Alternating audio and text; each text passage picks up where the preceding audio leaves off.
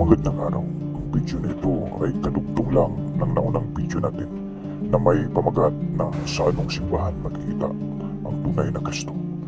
Dito ipagpatuloy ko ang inumpisahang salisay sa naunang video tungkol sa tunay na gabay natin kung paano malalaman ang tunay na iglesia na tatag mismo ng Panginoong Hesus.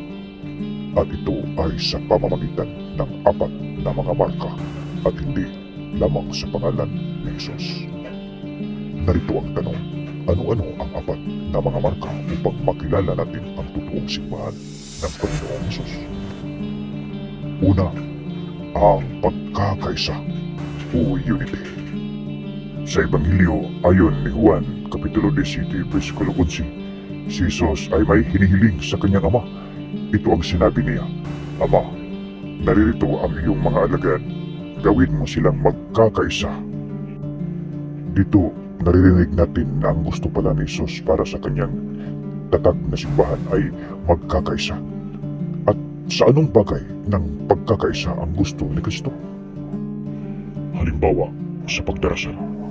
Sa simbahang Katoliko tayo, tingnan natin kung sila ba ay nagkakaisa sa pagdarasal. Sa bawat araw, nagmimisa sila sa loob ng kanilang simbahan at maririnig natin na kung ano ang binabasa nila na Ebanghelyo sa araw na iyon, ay yun din pala ang Ebanghelyo na binabasa sa lahat ng Katoliko sa buong mundo. At may isa pang bagay na tanda ng kanilang pagkakaisa, ay makikita natin na kung ano ang kulor ng damit na sinusuot ng isang pari sa panahon ng misa, ay sa araw na iyon, ayun din ang kulor ng damit na isinusuot sa lahat ng pari sa buong mundo.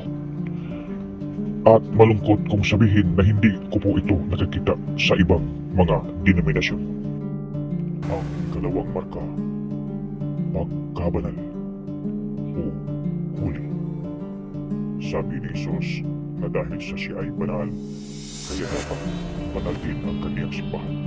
At ito ang inuutos niya. Magpakabanal kayo dahil ako ay banal. Yan ay mababasa po natin sa unang sulat ni Pedro, Kapitulo 10, versikulo 16. At alam natin na ang simbahang Katoliko lamang ay may mga maraming banal at nagre-respeto sa mga taong banal. Dahil kung kalabanin natin ang mga banal na tao, si Kristo pala ang unang natin kinakalaban dahil siya pala ang ugat ng pagkabanal. Ngunit dahil dito, maraming tanong ang nabubuo kung talaga bang banal ang simbahang Katoliko na sa loob nito ay may mga maraming makasalanan. Pero ang totoo pala, hindi naman pala kagustuhan lang ng simbahang Katoliko na magkakaroon ng maraming makasalanan. Dahil yun din naman pala ang kagustuhan ng Panginoong Hesus. Halimbawa, si Maria Magdalena, siya ay may 7 na demonyo sa loob ng kanyang katawan. At yun ay hindi biro na pagkamakasalanan, ngunit siya ay kinupkup ni Hesus at isinama sa kanyang mga disipulo upang patawarin. Kaya kung tinutukso natin ang simbahang Katoliko dahil nasa kanila ang maraming makasalanan, ang hindi pala natin alam na ito ay kagustuhan ni Kristo na ang lahat ng makasalanan ay iniipon niya sa kaniyang simbahan upang sila ay patawarin. At sa Ebanghelyo ayon ni Mateo, Kapitulo 23, versikulo 47, ito ang sinasabi ni Kristo tungkol sa kaniyang simbahan. Ang aking kaharian ay halintulad ng isang mangingisda na itinatapon niya ang kanyang lambat sa gitna ng dagat, ay nahuhuli nito ang lahat ng klase ng isda. Kaya dito inilarawan ni Hesus kung ano ang totoong anyo ng kanyang tunay na simbahan, na ang ibig sabihin, ang lahat ng klaseng makasalanan ay nandito sa loob ng simbahan na kanyang itinatag. Kaya kung sa ating isip, ang simbahan na ating kinabibilangan ay lahat tayo ay mabubuti at walang kasalanan, mabuting lilisanin na natin ang simbahan na yan dahil hindi pala yan ang tunay na simbahan ng Panginoong Hesus Kristo. Isa pang halimbawa, Ayaw nila sa Katoliko dahil marami raw makasalanan. Kung may doktor na nag-inject ng tubig sa isang pasyente, iyan ay hindi nangangahulugan na ang buong sinsya ay nagkamali na. Ang ibig kong sabihin na kung may isang taong masama sa isang barangay ay hindi buong barangay ang nagiging masama.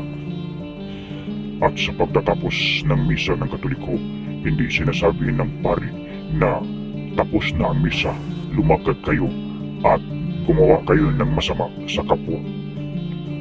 Kaya kung may isang taong masama, hindi yan inuutos ng simbahang Katoliko, ginawa niya yan sa sarili niyang kapakanan.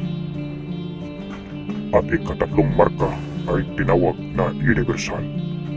Noon pa man marami na ang nagsasabi na si Kristo ay Katoliko, ngunit hindi sila naniwala. Kaya mas mainam na tuklasin sa pamamagitan ng sariling pagsaliksik at huwag maniwala agad sa kung sino-sino lang dahil ang sarili nating kaluluwa din ang nakasalalay dito. Suriin natin ng mabuti kung totoo ba na si Kristo ay Katoliko. Dapat nating malaman na ang salitang Katoliko ay salitang Grego. Ito ay nagnangahulugan mula sa salitang English na universal. At ang kahulugan ng salitang universal sa Tagalog, sa buong daigdig. At totoo pala ang sinabi ng Biblia mismo na si Kristo ang nagsasabi na siya ay nasa buong mundo. Mababasa natin sa Ebanghelyo ayon kay Mateo, Kapitulo 18, versikulo 20. Ito ang sinabi ni Kristo. Kung sino man sa inyo ang magkwentuhan tungkol sa aking pangalan, ay naruroon ako sa gitna. Ang ibig sabihin na si Kristo pala ay naruroon kahit sa ang sulok ng mundo. Na kung sa English ay universal at kung sa salitang Greko ay Katoliko. Yan pala ang hustong kahulugan ng salitang Katoliko. Kaya ang mga taong may malalim na pangunawa sa Biblia ay hindi kailanman tumigil sa kanilang pagkakatoliko dahil alam nila na may Kristo na isang Katoliko. At tama ang sinabi ni Kristo na yung mga taong nagsialisan mula sa kanyang simbahan ay kulang lang sila sa kalaman. Mababasa natin sa libro ni Osias, Kapitulo 4, versikulo 6. Ang pang-apat na marka ay tinawag na apostolika. Ang marka na ito ay nangangahulugan na kailangan ng isang simbahan na kinabibilangan natin ay may koneksyon mula sa mga apostoles. At napakalaking pagsiyasat ang kailangan dito. Ngunit sa Katoliko lang tayo nakakita ng malaking katunayan na ang kanilang pagpangaral ay galing sa mga apostoles. Dahil kahit sa anong mga encyclopedia natin tingnan ay ang simbahang Katoliko lang ang nangunguna sa panahon mula pa sa unang siglo. Ang Katoliko lang ang may 266 na listahan ng kanilang mga Santo Papa bilang pinunong tagapag-alaga ng simbahan na hindi napuputol mula sa panahon ng mga apostoles hanggang ngayon. At alam natin na hindi na mabilang ang mga taong gustong itumba ang simbahang Katoliko katulad na lamang ni Martin Luther na siyang ama ng mga Protestante. Ngunit kailan may hindi nag-iba ang simbahang Katoliko, iyan ay dahil sa pangako ni Jesus. Mababasa natin sa Ebanghelyo ayon kay Mateo, Kapitulo 28, versikulo 20, na hanggang sa katapusan ng mundo ay hindi niya iiwanan ang kanyang tinatag na simbahan. Maraming salamat po sa inyong pakikinig. Kung may katanungan po kayo, comment lang po ninyo sa baba.